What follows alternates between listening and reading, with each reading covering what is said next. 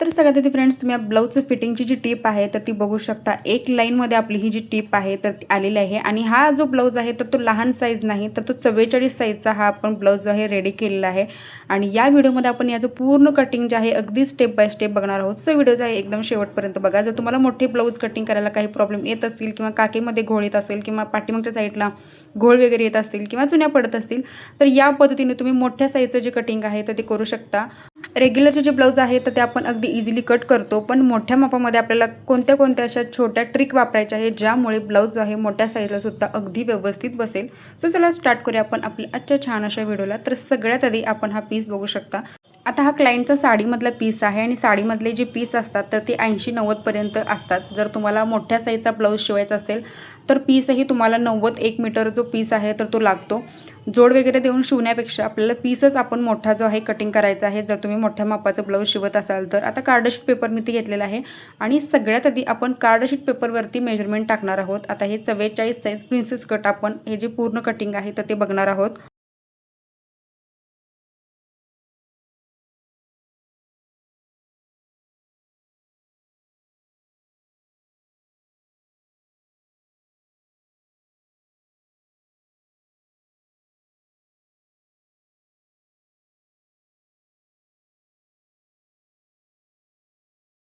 आता ब्लाऊजची उंची जी आहे 44ला मी 15.5 प्लस 1 इंच 16.5 इंच घेतलेली आहे। जर हाईटला तुमची क्लायंट कमी असेल, हाईट कमी असेल तर तुम्ही 14 प्लस 15 किंवा 15 प्लस 16 इंच घेऊ शकता। तर मी 15.5 प्लस 1 इंच 16.5 इंच घेतलेले आहे। आता 44 साईजला आपल्याला शोल्डर घ्यायचा आहे 6 इंच आणि जो मुंडा आहे तर तो घ्यायचा आहे आपल्याला 6.5 इंच। तर हा मुंडा आपण 6.5 इंचावरती घेतला, शोल्डर 6 घेतलं, मुंडा 6 इंच 6.5 इंच घेतलेला आहे। आता त्यानंतर आपल्याला 44चा चौथा भाग आपल्याला काढायचा आहे। तर आता 44चा चौथा भाग आपला येतो 11 इंच। तर छातीचं माप आपल्याला मुंड्यावरती टाकायचं आहे 11 प्लस 2 इंच। तर 13 इंचावरती आपण हे माप टाकणार आहोत। तर पहिल्यांदा मी इथं 11 इंच घेतलं आणि त्यानंतर 2 इंच एक्स्ट्रा मार्जिन आपल्याला त्याच्यामध्ये ॲड करून घ्यायचं आहे शिलाईसाठी।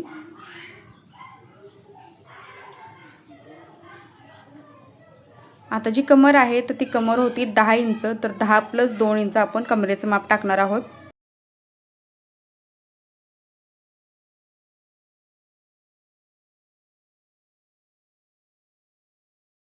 आता दाखवल्याप्रमाणे छाती आणि कमर जे आहे आपण जॉईंट करून घ्यायचे आहे आणि त्यानंतर फ्रंट आणि बॅक मुंड्याला आपण दाखवल्याप्रमाणे शेप द्यायचा आहे। फ्रंट मुंड्याला नेहमी आपण 1 इंचावरती शेप देतो, बॅक मुंड्याला आपण 1.5 इंचावरती शेप देत असतो। आता जो शेप आहे तर तो कशा पद्धतीने आपल्याला द्यायचा आहे बघा, जेणेकरून जो ब्लाऊज आहे अगदी व्यवस्थित बसेल क्लायंटला काकेमध्ये स्पेशली। आता हे मी शेप दिलेला आहे आणि शेप जितका तुम्ही आतून द्याल तितका तो एकदम छान बसतो। आता हे 1 आणि 1.5 इंचावरती मार्किंग केलं। आता ज्यांना पाठीमागे फुगा येतो किंवा चुन्या पडतात पाठीमागच्या साईडला किंवा फ्रंटला, त्यांनी काय करायचं आहे बघा, मुंड्यामध्ये अर्धा इंच मुंड्याचा जो शेप आहे तर तो डाऊन करायचा आहे, खाली घ्यायचा आहे थोडा आणि त्यालाच आपण फ्रंटचा जो शेप आहे तो जॉईंट करून घ्यायचा आहे। जसा शेप मी पेपरवरती दिलेला आहे त्या पद्धतीने तुम्ही जो शेप आहे तर तो द्यायचा आहे। पहिल्यांदा पेपरवरती कटिंग करून घ्यायचं आहे जर तुम्ही मोठ्या मापाचं शिवत असाल तर। त्यानंतर गळा रुंदी जी आहे मी घेतलेली आहे 2.5 इंच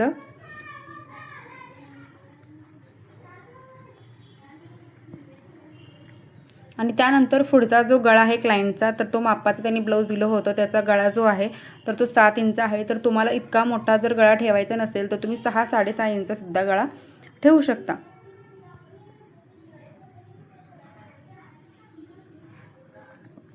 आता प्रिन्सेस कटच्या रुंदीचा जो टक्स आहे तर तो आपल्याला घ्यायचा आहे 4.5 इंचावरती। तर 4.5 इंच घेतलं रुंदीचं माप आणि त्यानंतर बस्ट पॉईंट जो आहे तर तो आपल्याला घ्यायचा आहे 11.5 इंचावरती। तर शोल्डरवरून खाली आपल्याला 11.5 इंचावरती बस्ट पॉईंट घ्यायचा आहे। आता एक स्ट्रेट इथे लाईन मी मार्किंग करून घेतलेली आहे। त्यानंतर सिंपल असा मुंड्यातून आपल्याला शेप द्यायचा आहे।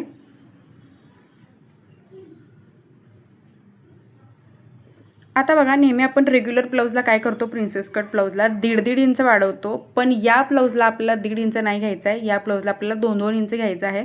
आता 2 इंच का घ्यायचं, कारण क्लायंटचं जे छातीचं पोर्शन आहे ते थोडंसं हेवी असल्यामुळे छातीचा भाग चपटा बसू नये यासाठी आपल्याला ते 2-2 इंच जे आहे स्पेस जो आहे आतल्या साईडला आपल्याला घ्यायचा आहे. जेणेकरून काय होतं, ब्लाऊज शिवल्यानंतर फुगीरपणा जो आहे ब्लाऊजला तर तो एक्स्ट्रा येतो, जास्त येतो. त्यामुळे ब्लाऊज जो आहे प्रिन्सेस कट ब्लाऊज घातल्यानंतर तो चपटा दिसत नाही दिसायलाही, आणि कम्फर्टेबलसुद्धा वाटतं. त्यामुळे आपण 2-2 इंच घेतलो मोठ्या मापाला. जर लहान माप शिवत असाल तर 1.5 इंच घ्यायचं आहे. आता हे जे आपलं पूर्ण ड्राफ्टिंग जे आहे पेपरवरती झालेलं आहे, आता आपण हे कटिंग करून घेऊयात.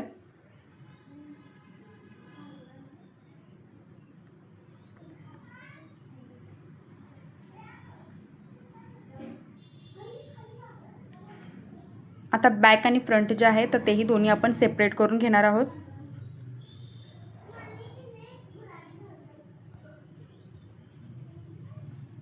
त्यानंतर गळ्याच्या दोन्ही साईडला आपल्याला गळारुंदीचं जे मार्किंग आहे त्याचे कट्स द्यायचे आहेत. आता आपला हा बॅक आहे आणि आपला फ्रंट आहे, तर फ्रंट पार्ट दाखवल्याप्रमाणे आपल्याला कट करून घ्यायचं आहे. जर तुम्हाला एकदम परफेक्ट ब्लाऊज शिवायचे असतील तर पहिल्यांदा आपल्याला पेपरवरतीच ते कटिंग करून घ्यायचे आहेत.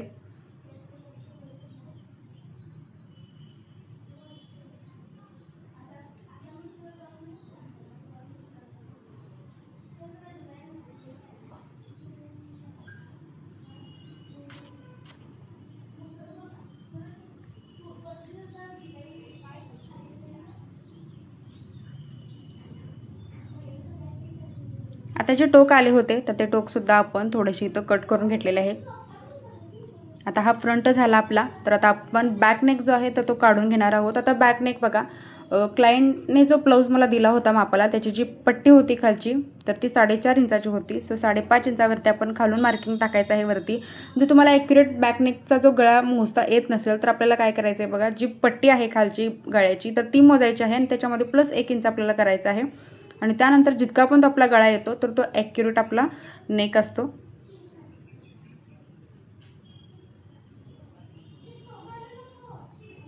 आता जी गळ्याची रुंदी आहे मी थोडीशी ती 1/2-1 इंच वाढवलेली आहे, कारण थोडा पसरट गळा हवा होता क्लायंटला. सो आपण थोडीशी रुंदी जी आहे तर ती वाढवून घेतलेली आहे. आणि जर तुम्ही मोठ्या साईजचं ब्लाऊज शिवत असाल तर गळा जो आहे तो मोठा काढायचा आहे, तरच त्यांना ब्लाऊज जे आहेत व्यवस्थित बसतात.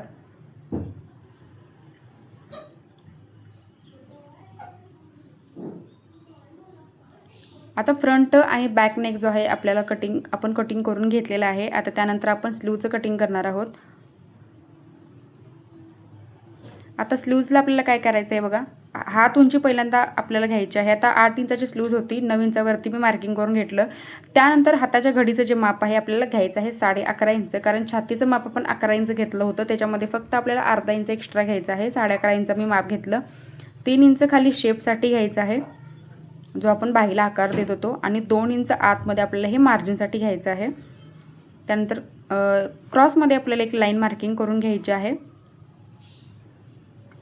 आणि 2-2 इंचाचे 3 पॉईंट आपल्याला इथं काढून घ्यायचे आहेत, ज्यामुळे तुमचा जो स्लीवचा शेप आहे तर तो एकदम परफेक्ट निघतो. तर अंदाजे शेप न देता तुम्ही अशा पद्धतीने जर शेप काढला तर तो व्यवस्थित सुद्धा बसतो.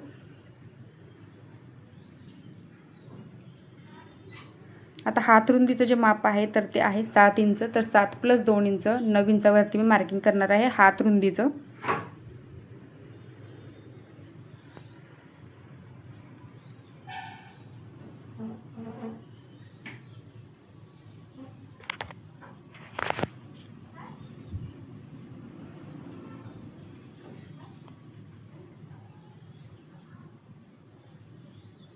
आता ही स्लीव्ज आपण कटिंग करून घेणार आहोत. आता या ब्लाऊजचा जी पेपर कटिंग आहे पूर्ण आपण करून घेतलेला आहे. आता महत्त्वाचं काय आहे की कशामध्ये आपल्याला किती मार्जिन जे आहे वाढवून घ्यायचं आहे. तर फ्रंट पार्टच्या दोन्ही पार्टमध्ये आपल्याला मार्जिन जे आहे तर ते एक्स्ट्रा घ्यायचं असतं, आणि ते किती घ्यायचं आणि कसं घ्यायचं तर तेही अस्तरवरती ठेवल्यानंतर मी तुम्हाला दाखवेन. ते अगदी महत्त्वाचं आहे. जर तुम्ही मार्जिन घ्यायला याच्यामध्ये जर चुकला तर ब्लाऊज चुकू शकतो, किंवा त्याच्यामध्ये मार्जिन जे आहे तर ते राहत नाही. तर आता आपला हा जो पॅटर्न आहे तर तो अस्तरवरती पहिल्यांदा आपल्याला बॅक नेक जो आहे तो काढून घ्यायचा आहे. तर बॅक नेकमध्ये आपल्याला बॅक पार्टमध्ये आपल्याला कोणतंच एक्स्ट्रा जे मार्जिन आहे तर ते घ्यायचं नाही. जसा आहे पार्ट तसाच ठेवून मार्किंग करून तो आपल्याला कट करून घ्यायचा आहे. तर बऱ्याच वेळेला मला कमेंट पण येतात की तुम्ही बॅक टक्ससाठी जे एक्स्ट्रा मार्जिन जे आहे तर ते का घेत नाही. तर घेत नाही यासाठी कारण आपण टक्समध्ये जे कापड आहे तर ते अर्धा इंचपेक्षा सुद्धा आपण कमी धरतो, त्यामुळे एक्स्ट्रा मार्जिन आपण घेत नाही बॅक पार्टमध्ये. आता हा बॅक पार्ट जो आहे आपला कटिंग करून झालेला आहे. त्यानंतर आता आपला फ्रंट पार्ट जो आहे तर तोही असा आपल्याला क्रॉसमध्ये ठेवायचा आहे. तर अस्तरच्या सरळ बाजूवरती आपल्याला फ्रंट पार्ट जो आहे असा क्रॉसमध्ये ठेवून घ्यायचा आहे आणि 2 इंच आपल्याला हे एक्स्ट्रा मार्जिन घ्यायचं आहे, कारण 2 इंचाचा स्पेस आपण सेंटरला कट केलेला आहे. सो आपण या साईडला 2 इंच ते आहे मार्जिन एक्स्ट्रा इकडे वाढवून घ्यायचं आहे. आता शोल्डरला तुम्ही बघू शकता, शोल्डरला एकदम गळारुंदी कमी होते आणि ही गळारुंदी कमी झालेली घातल्यानंतर व्यवस्थित एकदम टाईट बसते गळ्याला, ज्यामुळे जे तुमचं शोल्डर प्रॉब्लेम असेल, जर शोल्डर वगैरे पडत असतील तर ते अजिबात पडणार नाही. तर तुम्ही अशा पद्धतीने जर प्रिन्सेस कट ब्लाऊज कटिंग केलं तर याच्यावरती सुद्धा माझे भरपूर व्हिडिओ आहेत की या पद्धतीने जर तुम्ही कटिंग केलात प्रिन्सेस कट तर अजिबात तुम्हाला शोल्डरचा प्रॉब्लेम अजिबात होणार नाही. सो एकदा तुम्ही नक्की ट्राय करून बघा. आता यामध्ये आपण कमरेकडच्या साईडला 2 इंच एक्स्ट्रा वाढवून घेतलेला आहे आणि पॅटर्न कसा ठेवलेला आहे अस्तरवरती तर तोही सगळ्यात आधी आपल्याला महत्त्वाचा आहे की तो कसा ठेवलेला आहे तर तो व्यवस्थित बघा.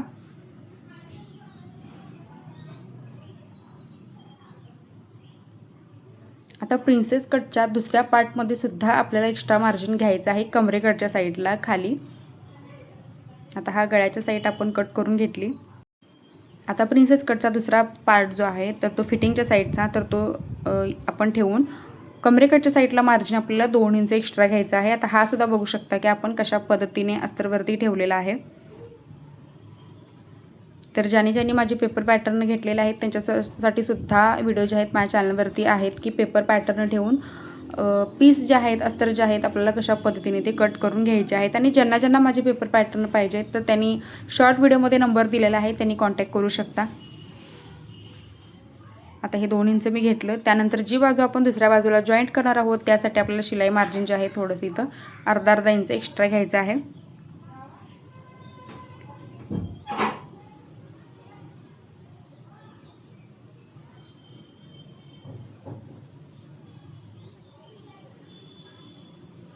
आता त्यानंतर आपली जी स्लीव्ज आहे स्लीवचं कटिंग करून घ्यायचं आहे.